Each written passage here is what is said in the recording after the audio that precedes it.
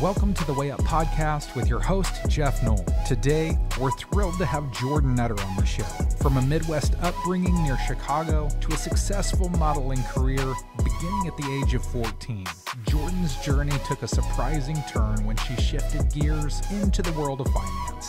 Inspired by a chance meeting with a friend in the mortgage industry, Jordan made a bold move cross-country to pursue a new career path. Now she's not only a seasoned professional, but also a social media influencer with over 250,000 followers, educating people on home buying and finance. Beyond her career, Jordan finds balance enjoying time with her family, exploring the outdoors, and indulging in the occasional bakery treat. Join us as we explore Jordan's remarkable journey from the runway to real estate, filled with insights, laughter, and a few surprises. This is the Way Up Podcast. The Way Up Podcast is proudly brought to you by my real estate team, the Noble Team eXp Realty. We're redefining industry standards in the markets we operate, distinguishing ourselves from the crowd. We leverage our uniqueness to gain a strategic edge, all while elevating not only ourselves, but also those in our world, including our competitors. Join us on this journey. Your time and investment will undoubtedly be well placed. Hang with us till the end. I know you won't be disappointed. I am extremely excited to introduce my brand new friend. This is Jordan Nutter. We actually just met and have spoken like 19 words to each other right now. So we're now very good friends. Jordan, thank you for coming on the show.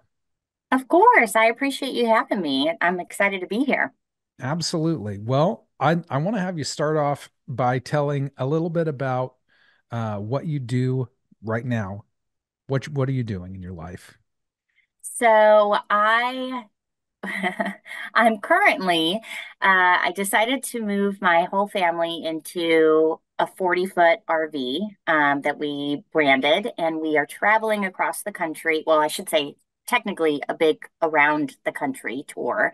And we're currently doing this. We're in Dallas right now during this recording, and essentially, I'm bringing financial literacy to communities that are in need. So, my background, what I do for a living, is mortgages, but I decided I really wanted to focus more on financial literacy, which is what I talk a lot about on my social media. But I was like, let's do it a step further and go directly to the communities and the consumers. So, that's what I'm doing right now. Well, and you touched on your social media. You are kind of a big deal in social media. You have a significant following. You're putting out a lot of content. That's really what attracted me to you. My wife watches you regularly. And she said, Geoff, you've got to get a hold of this lady, Jordan. She's putting out all kinds of good content. She's got all these followers. But I started watching the videos myself and the scenarios. I'm in real estate myself. I have a real estate team with eXp. And knowing that these scenarios actually do come, I'm not surprised at any one of them that you put these videos up. It's funny to laugh about, but it's really not whenever it's a real thing and people are doing things that jeopardize being able to secure the loan to buy the house that they're needing. It puts a Right. lot of people in a bind whenever somebody does something that if they knew better, maybe they wouldn't have done. Not always. Sometimes people do bonehead stuff, of course, Mhm. but um, Yeah, it's interesting. It's definitely interesting because that's primarily like the videos that I put out that you're referring to. For those of you watching that aren't familiar, I do essentially like a skit style where I'm myself and then I'm also the borrower, and I reenact scenarios that either have happened to me, maybe somebody on the team, somebody has submitted to me, and it's interesting because most of the people that comment on the videos are like, there's no way. And I'm like, well, there's definitely a way. There's definitely a way that this could happen because we are making a video about it. It's very interesting because you could tell them, hey, don't purchase anything. Don't give your social security number out during this process. That's what I tell people. If it has to do with your social security number, don't even think about it. And then they'll go out and buy a boat and they're like, well, you didn't tell me I couldn't buy a boat. And I'm like, did you get a loan? Did you use your social security number? And they're like, yeah. And I'm like, well, I told you you can't use social. You can't do that. And somehow it's still my fault. So it's very interesting the people that we come across, as you know, being in real estate, where you think that it's pretty common sense. Hey, let's not go out and buy another house or buy a boat or buy a car. Um, but it's unfortunately not. So yeah, that's why I get to put out that lovely content every so Right. often. I was having coffee with a realtor, a local realtor friend of mine this morning, and we were talking about the different personalities that we all encounter of the vast array of just stark differences. Some people are so pleasant and you tell them and they listen to everything that you say and they're like, you know, listening to all the advice. And then you have the polar opposite of they know everything and they don't value your opinion even. I'm like, why did you hire me? What was the reason that you chose me? Because for real, Right. I don't know. Because you Right. just encounter so many different people. It's crazy. Mhm. And what's frustrating is the people that normally don't listen, they, like you said, they come to you and they know. They're like, I got this. Don't worry. You're not going to make a story about me. Or I've bought before, so I know how this works. And I'm like, okay, I'm still going to send you like my little write up Yeah, just so I know that I sent it. right. Um, but I'm going to trust that you then know not to buy things and all of the things you're not supposed to be doing, which it's a very long list, but they're very simple things. And then we don't close and we put all that work in and we don't get paid because I mean, I don't know about you, but I don't get paid on an hourly basis. And I'm pretty sure unless something changed over the last 24 hours, real estate agents don't get paid If it on an doesn't hourly close, basis. no dollars in my Right. account. Right. So it's that gas and the time and if it was a listing, did you have to stage it? Did you have to do open houses? Was it a buyer? Did you have to go show them 50 homes all around the county? It's just a lot of work that goes into it. And then they just kind of throw it away and you're like, this was your home. Like you wanted to move into this place. This was where you needed to call home for your family and you just discarded that like it meant nothing. That I still can't wrap my head around after almost 5 years in this business. Like how some people can just throw it away like they just lost $20 at on the slot machine or something. Like it still blows my mind. Yeah. Well, I want to circle back to you are teaching personal finance, and I love that. I think financial literacy is something that is extremely lacking, myself included. When I was growing up, I didn't really have any financial literacy. My parents, they did the best they could, but they also struggled, and I saw that, and I didn't really get into the weeds of what was going on. So whenever I became an adult and I'm out into the world on my own, I'm figuring it out as I go and, taking lots of lumps along the way. I want to hear your background. What made you want to go into this field of teaching others about financial literacy? Because I find usually there's a story of something that connects you to this. Why are you passionate about teaching others financial literacy?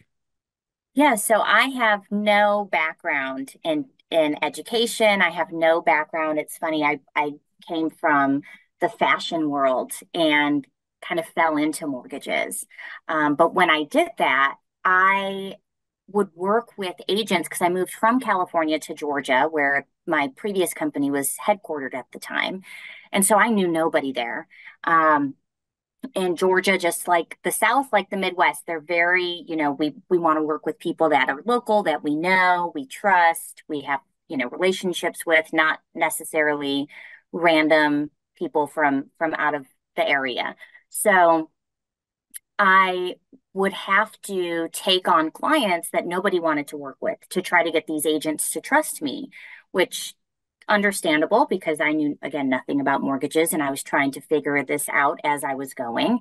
And I realized that the people I was getting they had no knowledge of like finances in general because I was getting the hardship, four or 500 credit scores, maybe a 600, collections, massive amounts of debt. And it was just overwhelming how many people I would talk to that had no idea how to properly pay their credit cards and how to make sure that if something does go into collections, how to get it out of collections so it doesn't affect you any longer. And it was just one thing after another. And I was like, this is frustrating because I didn't learn finance in school. And similar to you, my parents did as best as they could, but neither one of them had a background in finance. So I didn't come from this overwhelming, vast knowledge of finance. I had to learn as I was going. And thankfully, I had a lot of great people around me to help educate. But the amount of people that came through, and I was like, this is so disheartening. And it's really frustrating because we don't have a course that's regularly put out throughout our school systems. And we need to be able to help this generation to try to purchase, whether they're 20, they're 30s, they're in their 40s. I mean, I have people from all walks of life, of all ages, that don't have general basic financial literacy. So as I learned and I started to help more people, that's what brought me into social media. And I was like, I really want to put content out there, even if 5 people see it. If one person it helps, that's great. That's the goal. I just need to help one person. And I started to do that and put more content out, and it has continued to snowball and get bigger, which is great. Um, and as that continued to grow, I also realized that there were a lot of people I wasn't able to touch. And I figured, well, why not just hit the road and like go directly to the consumer? So thankfully, we planned this out. It's about 12,000 miles all in. I think we're doing about 52 cities, over 30 states. So, like for instance, tomorrow I'm still going to be in Dallas, but with the Dallas County School District, I'm going to be at an event and just teaching financial literacy and asking questions to borrowers and what do they know, and consumers of, do you understand how to pay your credit cards and what this means, and just to try to help them better understand, because like I said, it's not out there as regular knowledge in our school systems, and I really feel like it should be. So I'm just gonna go to everybody that I can and just talk to them and see if I can, just even if it's like, Jordan, how do I do this with my situation? Great. If I can help one person at an event, fantastic. That's the goal. I just need to be able to help more people. Yeah, I love that. I love that you're doing that. Is it a mortgage company that is funding this trip, or what is the trip? Is this all Yeah. you?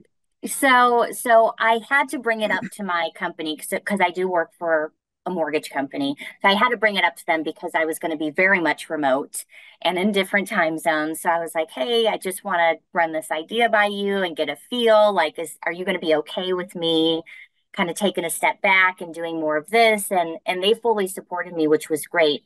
But I actually partnered up with a nonprofit. They're called First Home IQ, and their mission is financial literacy, and it's primarily to Gen Z. So they have full on courses for high school and college students that we can present on and try to incorporate into the school.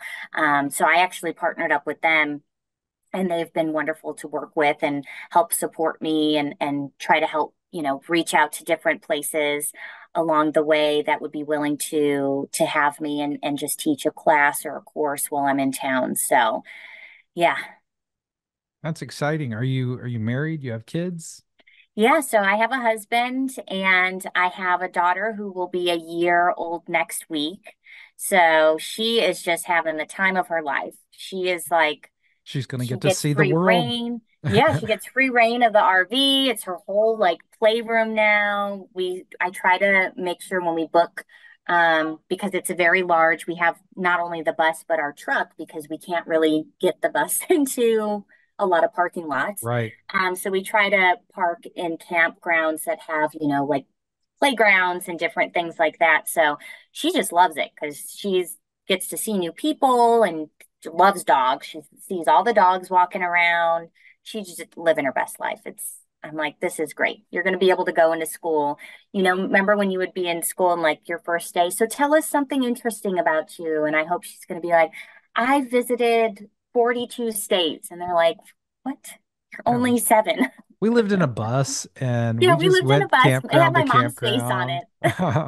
Yes, and I've seen it. It's awesome. I saw the picture that you put on social media. That's freaking insane. Yeah, it was so I drew it up and I was like, okay, I wanted to look kind of like a tour bus, but maybe not so much like a tour bus, but I was like, well, we're doing a tour, so it has to. And my husband, I was out of town. My husband took it and the company was like, oh, it's probably going to take us a couple weeks. Well, apparently a job didn't happen, so they were like, we can get it in. We'll finish it in 2 days. I came home and I was like, oh, wow, this is really something. This is like right there in your face. It's okay. We're doing this then. Okay, got it. So, You were trying to um, say it's awesome. It's it is, it awesome. is, it is. It's really awesome, but it's like it. I can't explain the feeling you get of like seeing your face. I don't Giant. know, 12 feet, 20 feet high, and you're like, okay, this is interesting. Like this is really cool, but it's also like, okay, is this too much? Is this the right thing that we're doing? There's I like go so many through mix that. of emotions. I know this. So I put my face on my marketing stuff too. Hmm. And to, do you question, am I doing this so that I can be in the limelight? Because like I don't like the icky feeling of people thinking that I'm full of myself. And when you're promoting yourself, sometimes it is hard to, you want to be visible and that's memorable. If you see that bus Hmm. roll by you on the interstate, I guarantee you're going to be like, what the you probably have people Yeah, snapping pictures going down the road, which is absolutely fantastic. That's what's supposed to happen. That's how right. you build the brand even faster and bigger. But Yeah. I go It's through that definitely that fine sometimes. line. Yeah, it It's is. that It's fine like, line we have to walk. this just some people probably are thinking, and I think it's all the problem is in my own head, and I'm sure It the is. the It problem's in is. your head too. It's 100% it's not a in our bad own head. thing. It's not a bad thing. It's good. It's Yeah. good because you're providing value, you're educating, you are are fulfilling a need. You're satisfying a real need in the world. So that's super cool. I want to rewind. Okay. You're a kid. What do you dream about becoming when you're an adult, when you're a kid?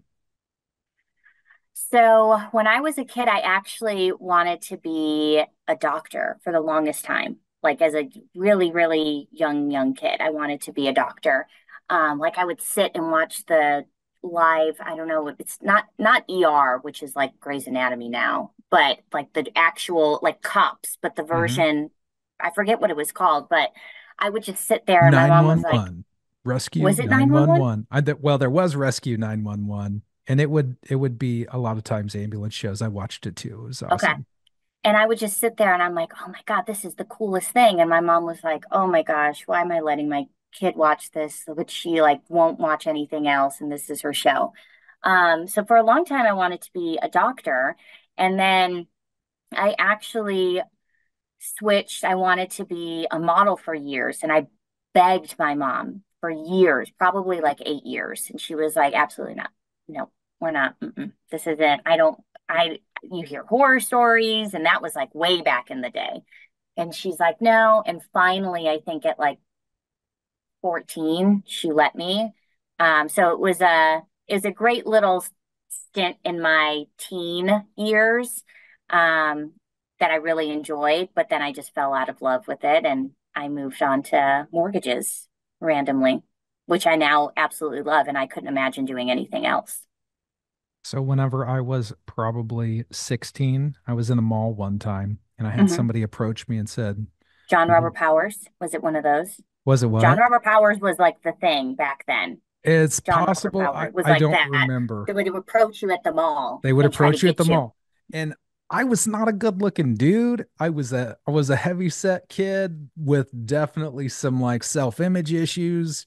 And I was like, "You want me to model?" And they're like, "We need models of all shapes and sizes. And somebody wants to work with you, I'm sure. Like you could make millions of dollars." And I came home and I brought this card that he gave me home Hmm. and told my parents, I was like, "I'm going to be a model, guys. Like, this is it. This is my future. I'm going to This be is it. famous. I'm going to be a model everywhere." But, Hmm. but I called and then you had to pay money to go Oh do yes, their it's thing. John And Robert Powers for so I, sure. so I That's what it didn't, was. so I didn't end up becoming a model. That's why nobody knew who I was for all of that time, but that's okay. It's good. So Yeah. you got to live as a model, dream Hmm. life for a teenage girl. That's probably Yep. awesome. Probably Yeah. instantly makes you popular in high school, I would think. No, it doesn't. It It does not. doesn't. It does not. Absolutely. Okay. No, the girls hated me. They That hated you. they hated me because I would like take time off of school because I would go for a job and I would come back and like I know we just met, but I'm super introvert. Always have been. And so I'll have a full-on conversation if I don't have to initiate it. And then it's like we're good friends and it flows and it's really good. But you put me in a room of people I don't know, my husband is the one like, let's go. Like he will start the conversation. He's the extrovert wants to talk. And I'm like, just come to me so I don't have this like serious stress out of trying to talk to somebody, which I'm still working on, but that's a story for another day. But yeah, those girls, high school girls were ruthless because They're mean. they would make fun of me and you're not a real model and you haven't been in anything. And there was a boy, I won't say his name, but there was a boy that I really wanted. I had a huge crush on it. And I heard in the rumor mill that he was going to ask me to homecoming. And I was like, okay, this is it. Like, I'm going to go to homecoming with this boy I really like. I have a huge crush on. And the girl, he was a grade above me. So all those girls didn't like me. And they made him not ask me. They like were good friends with him and they were like, no, you cannot ask. We won't be friends with you anymore. And so I never got to go to homecoming with him. And I was devastated, That ruined your devastated. life. Oh my gosh. I was so upset, Think of so how upset. different your life could be right now if you got to go on that date with that cute boy. Right. It would have made everything so much better. But isn't it interesting, like the things in our lives at that point in time that are like so devastating? Yeah. And then we're like, we're never going to come back from this. I don't know why this is happening to me. And then months or years later, we're like, yeah, that was bad. But like, was it really that bad? Because Yeah. look like I'm good. I'm here. I have this, I have that. Like, this wouldn't have happened if that happened. So it's interesting.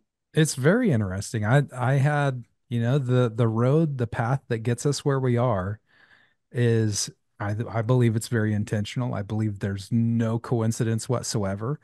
And I've had plenty of things in my journey that have sucked and I thought were so terrible. And thank God that they Right. didn't go the way that I wanted them to go at the time Mm-hmm. because I love my life. I Right. freaking love how I spend my days. I'm blessed. I'm grateful. I'm not rich. I'm not. I One day I think that will be, but I'm going to be able to help so many people with that. Um, Mm-hmm. just because of the momentum that's being built. But for real, I absolutely love my life. I spend a lot of time thinking, what does rich Jeff look like? And all as I identify something, I'm like, you know what? I would like a sauna at my house. So at some point, Rich Jeff's gonna have one of those dudes.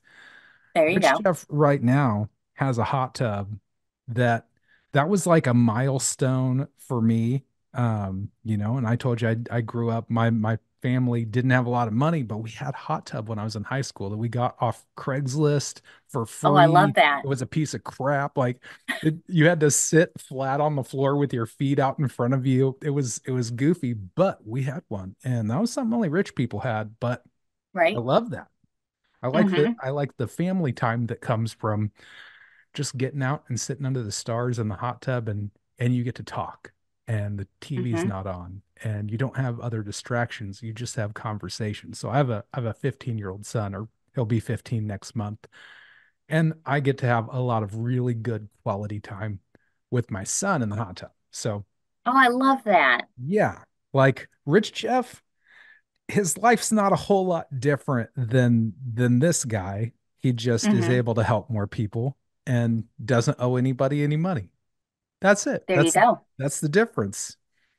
Which I love that outlook because I feel like if you were to ask, a majority of people, like let's say you put a post out right now on Facebook and it was like, okay, if you, I don't know, won $1 million tomorrow, what would you do? And you'd see a lot of like, oh, I'd buy my car or I'd pay off my house and then I'd go on a vacation. And like, yes, of course, we all want to like try to be debt free and do all these things. But um, I, I I think at the end of the day, the people that are the richest in life, and this is tied back to, and I mean both financially and just as a person, Yeah. are the ones that help the most people because you can have all the money in the world.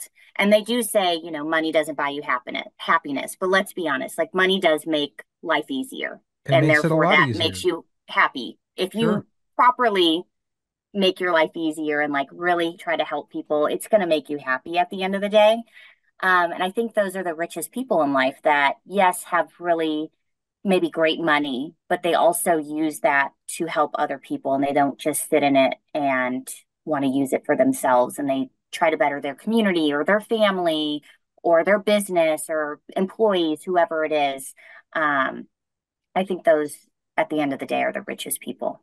I agree. And I haven't always felt that way about my life. I've kind of, bounced around some different things, and it took me a while to get where I'm at. But looking back over my life, I feel like everything, all of the mundane menial jobs that I may not have even liked at the time, they all served a purpose to get me where I'm at and to shape me into who I am. And, Hmm. I wouldn't be the guy sitting in front of you if it wasn't for all of those things. So Yeah. I'm very grateful for all of that. I want to ask you, what if you can look back over your life, what you can identify that has positioned you to be successful?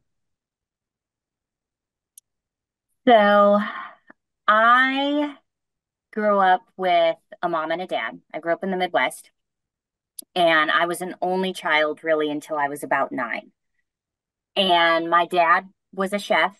My mom worked various like bookkeeping jobs, but she generally tried to like be at my activities as much as she could because my dad always worked crazy hours. And it was interesting because my mom was more of the nurturer, and that may have been because I was a girl. And my dad was more the hard ass. And I think that was because I was a girl. So they had different perspectives. And it was interesting because my mom would always like, yes, she would, Jordan, I want you to go out and do great things. And I don't want you to get stuck in a small town, like, and not go after what you want in life. But she still nurtured me. And my dad would love on me, but on a very different level. And he would teach me how to change the oil in my car, and you're never going to get stuck somewhere. And this is how you get out of the snow, and this is how you do this. And we're never going to rely on people. Like, I want to make sure you take care of yourself. And so I always had this really great balance of my mom and my dad, where they always kind of leveled with each other, like one always balanced with the other one, which was really nice. And so I, at the end of the day, it goes back to that of how they raised me because there's no way that I would have been able, I moved out at 18 and I lived in New York by myself. There's no way that I would have been able to do that had I not had my dad in the back of my ear, like, that's not how you walk down the street, Jordan. And my mom, like, okay, you're going on the train, like, make sure you look at your surround. Like, there's just those like little tidbits of information that I kept in the back of my mind.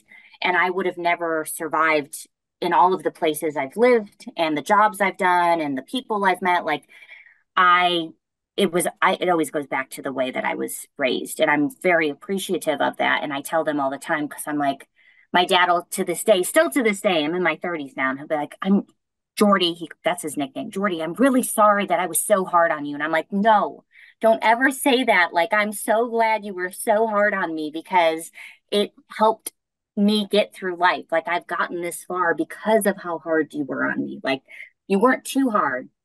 Mom balanced that out. It was great. I love that. You were hard when she wasn't, and so on and so forth. It was great. So yeah, it goes back to them. It's awesome. Um, do you have any kind of routine that you do? Anything that is a regular daily help you get focused? Anything that you do, reading books, exercise, um, you name it. So I did 75 hard back in 2022. It was fantastic. If you guys don't, I know you know what 75 hard is, but I did whoever's it. watching this, if you don't know what 75 hard is, look it up. It's very, very well known. Andy Frisella is an amazing person, just in so many ways, but he created it, which he also created the Live Hard, which is a full year.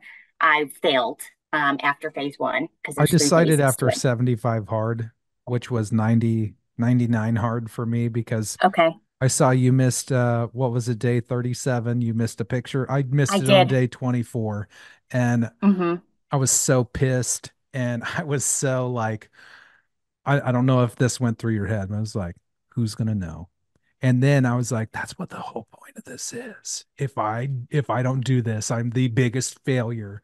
And so I Hmm. told everybody, man, I screwed this up. And then I did it. I finished it. And Hmm. it was great. It was Yeah. absolutely great. It was so brutal that I was like, I don't think I ever want to do that again. But maybe I do. I don't know. I'm a glutton It for was punishment sometimes whenever it comes to self-development. it was really hard the first time I did 75 hard. And I completed it in one 75-day part, which was great. And I took a little time off, and then I started phase one, which is way harder. For personally, for me, it was a lot harder. And then I never did the other two phases. So I failed as the full year if you made that commitment. And so this time around, I was like, oh, I'm going to start on the first of the year, and I'm going to get through this. It'll be great. I know it's going to be a little hard once we get on the road, but it's not a big deal. I did 37 days. I went to sleep. I woke up at 3 o'clock in the morning, and I was like, I, I didn't take a photo. I didn't take a photo. Oh my gosh. Like, that's the easiest one for me, is taking the photo. Drinking the water is the hardest thing for me. I can do everything else, no problem. So that blew my mind. And I did. When I woke up, I was like, maybe I just take the picture right now. Like, I didn't truly wake up for the days, and I was like, no, you have to do this before you go to bed. That's not the point. Like, the point is you have to do this. So I made a video actually about it, and it got, like, I don't know, 100,000 views or so. It was insane. I was like, I wasn't expecting this, but I said I messed up, and I told the story, and there was not one person. Now, I haven't looked in a while, but at the time there was not one person that said, good for you. Everyone was like, you should have just taken the photo. I'm sure you made a video that day.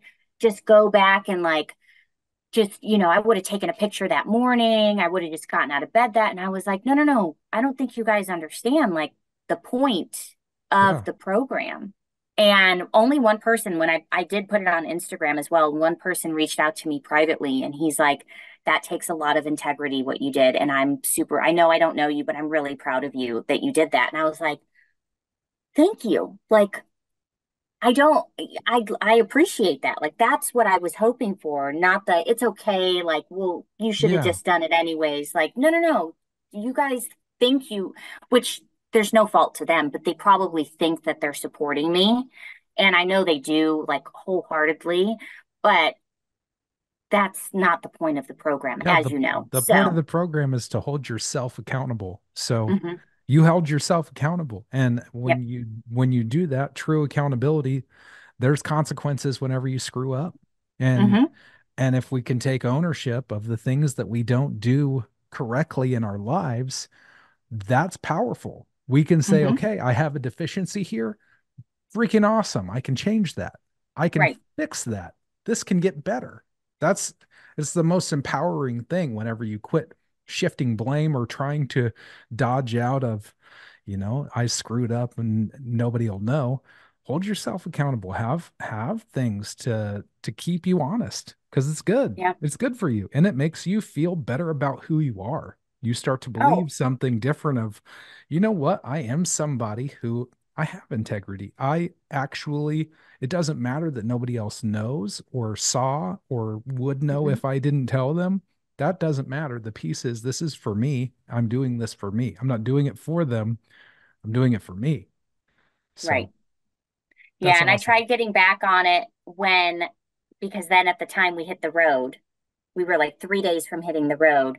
And I tried to get back on it and then I messed up and I'm like, okay, I need to like get back in this mindset. So we're about 8, 9 days on the road now. So I'm going to find my groove to roll back into this because I'm like, I can't push this off. I need to get back into my rhythm. But I do really love just the overall, like, basis of the program and reading a nonfiction book that's, some sort of self-help and business, whatever. That part I really, really enjoy because I've read so many amazing books. Um, and I think just getting outside, like one of the workouts, again, as you know, it has to be outside. I love that. I I love do that too. whether the weather's really nice or Even it's not. when it When it sucks, you sucks feel is the such best. a mental Oh, it's so much breakthrough. better because I'm like, people are looking and they're like, what is this girl do? It's raining Yeah, it's outside. And I'm like, that's right. downpouring. I'm the only one out here. This is It's great. It feels sleeting so on good. her and she's running. Crazy person. I feel like runners in general, crazy people. That's true. And Yeah. I do it and I love it. I love it. I don't do it every day, but when I do every time I'm like, this is why I'm doing this. This is fantastic. Yeah. I feel like magic.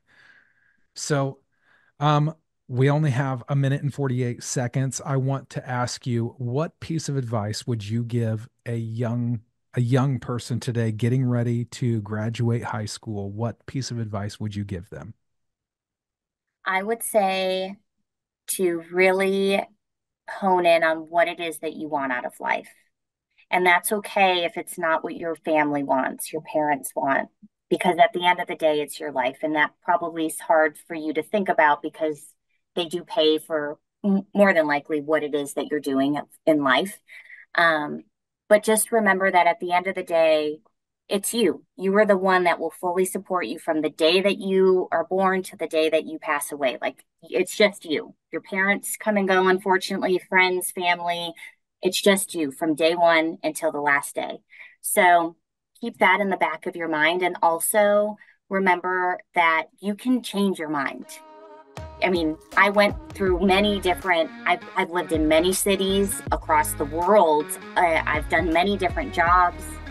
I've changed careers. I've changed what I want to do, and that's okay. You don't have to know right this very second because you may change, and that's all right because it's just part of life.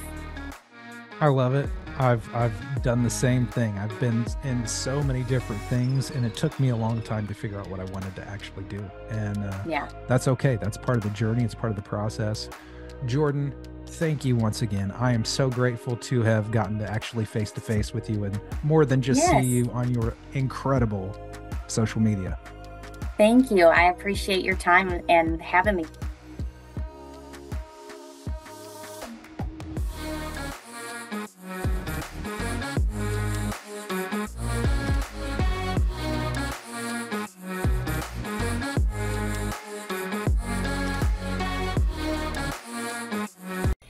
Yeah, boy.